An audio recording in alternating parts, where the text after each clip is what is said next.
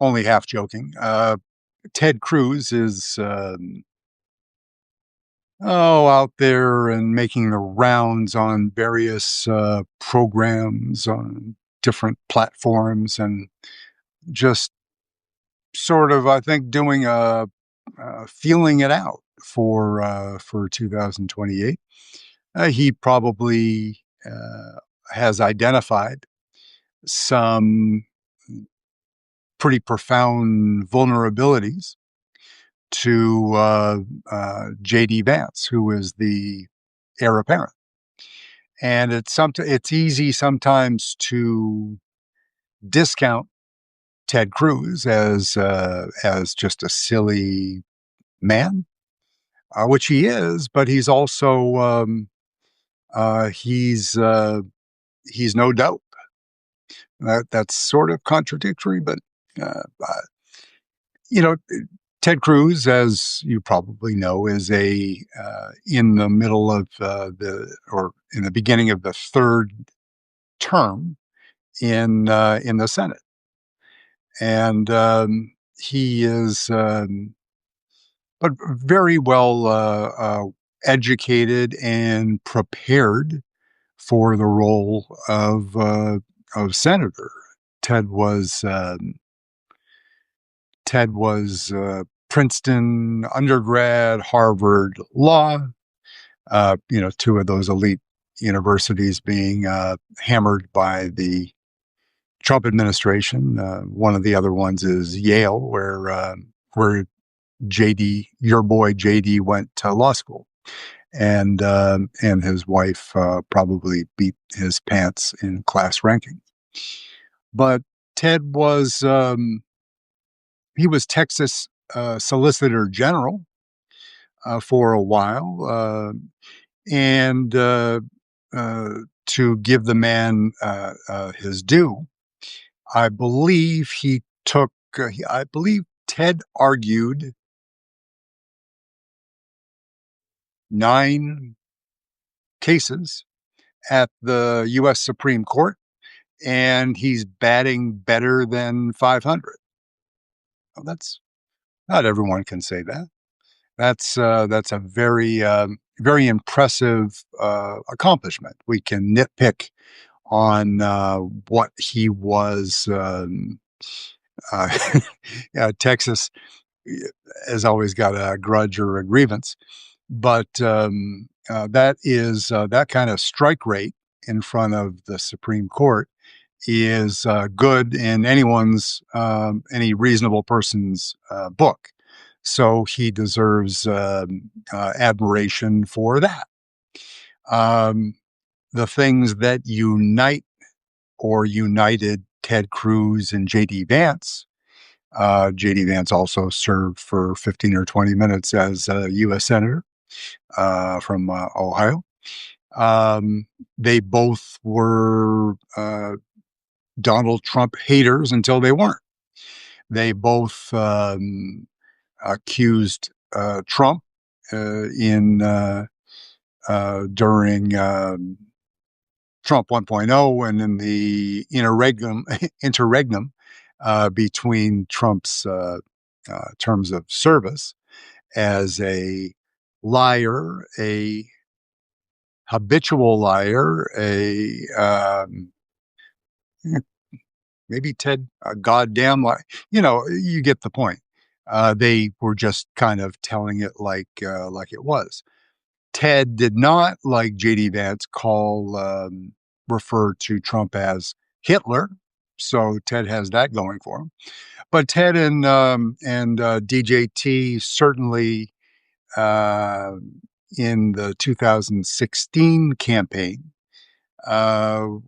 they went at it, and Ted can be a pretty spicy combatant.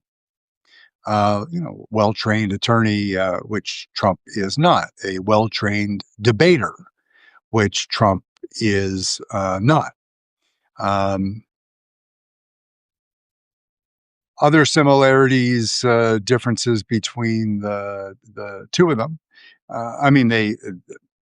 They went down a list of what would be in normal times disqualifying factors against Donald Trump, and they didn't really, they didn't have the opportunity to attack one another. Now, other thing that in the current times that distinguishes Ted Cruz from J.D. Vance is Israel. Ted has been and will be a staunch supporter of Israel and has not wavered on that account. And, the Republican Party is some of their leading lights, like Tucker Carlson and Candace Owens, are making life really easy for Ted because they are and Marjorie Taylor Greene with some of the most vile anti-Semitic statements, and not just once, but on repeat.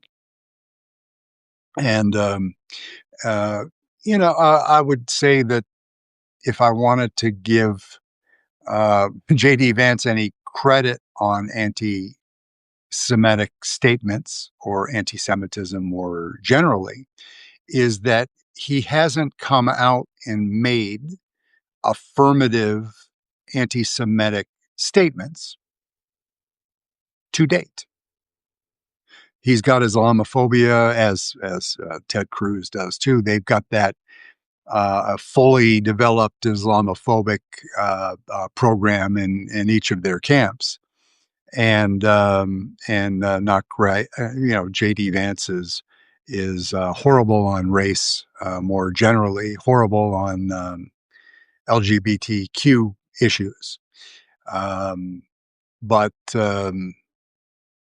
J.D. Vance, what he has working in his his corner right now on anti-Semitism is the wholehearted embrace of people like Nick Fuentes, where JD is just counting votes and clicks and financial support looking ahead to 2028.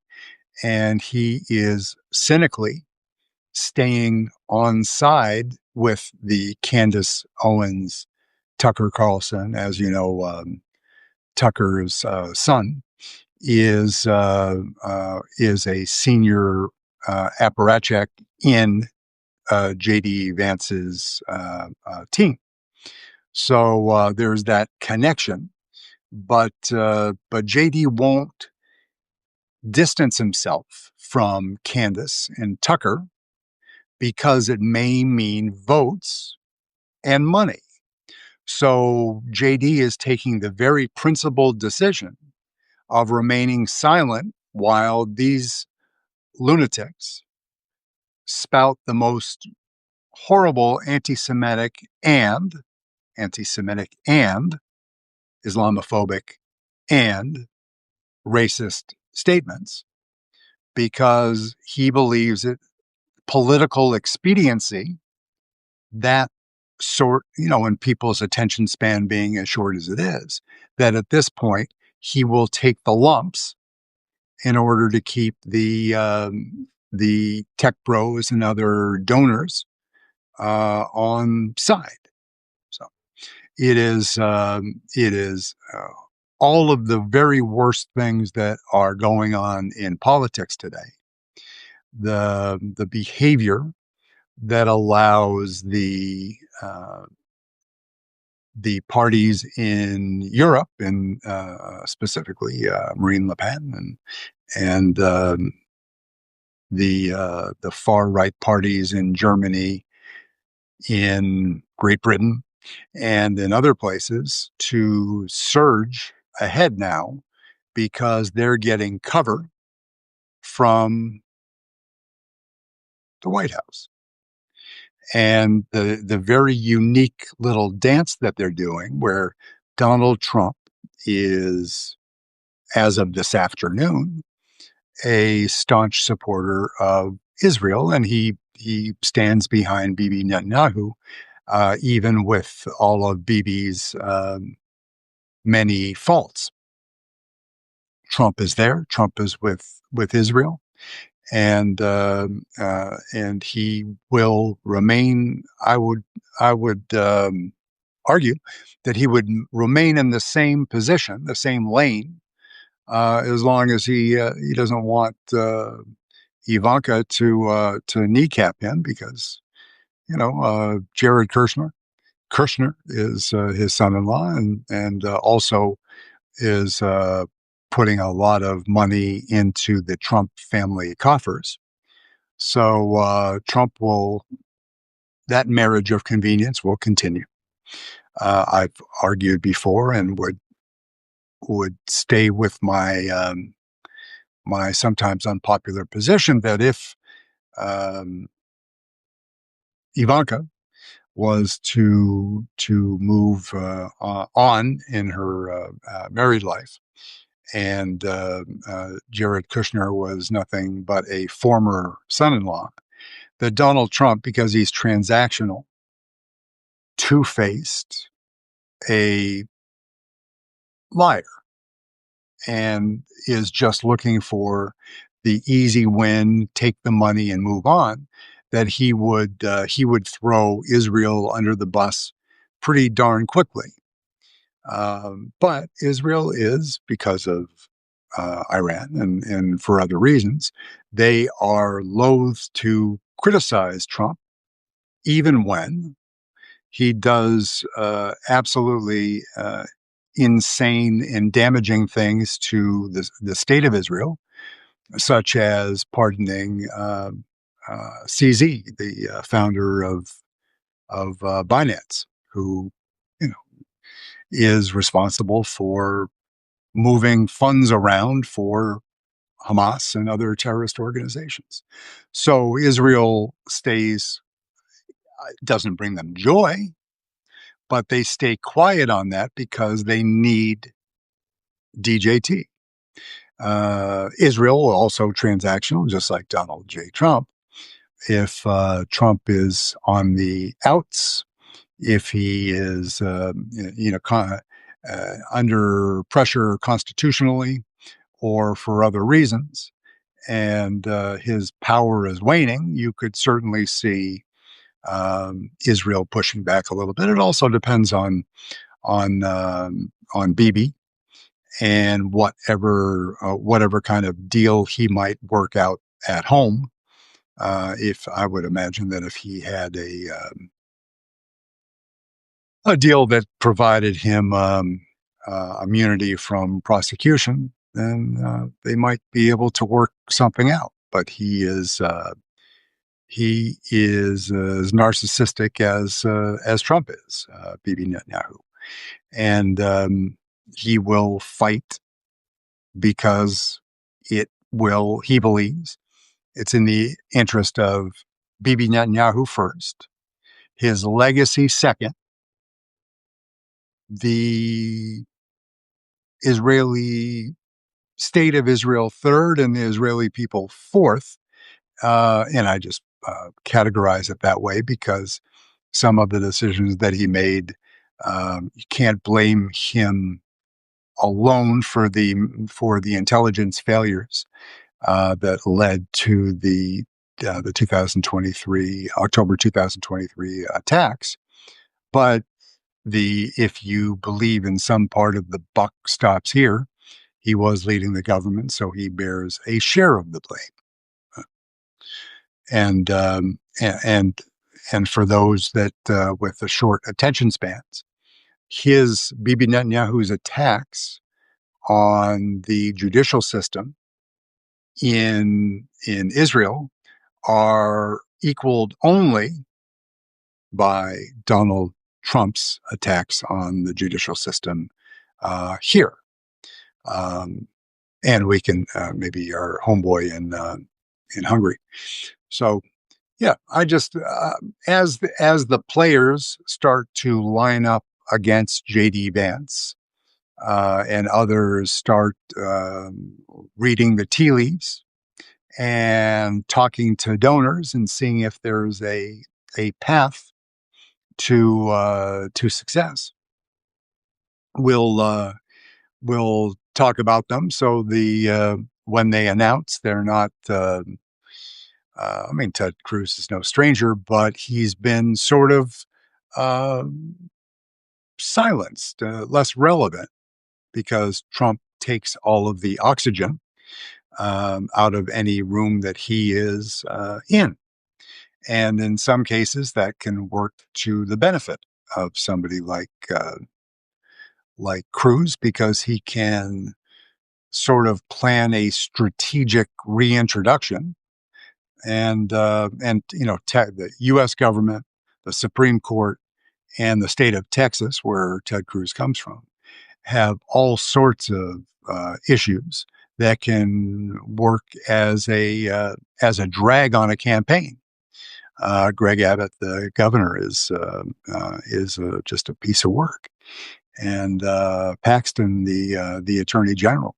There are some bad folks there that are bad for the people of Texas, but much like the Trump MAGA cult, sometimes the conservatives in Texas feel they don't have anywhere else to go, particularly during the Trump era.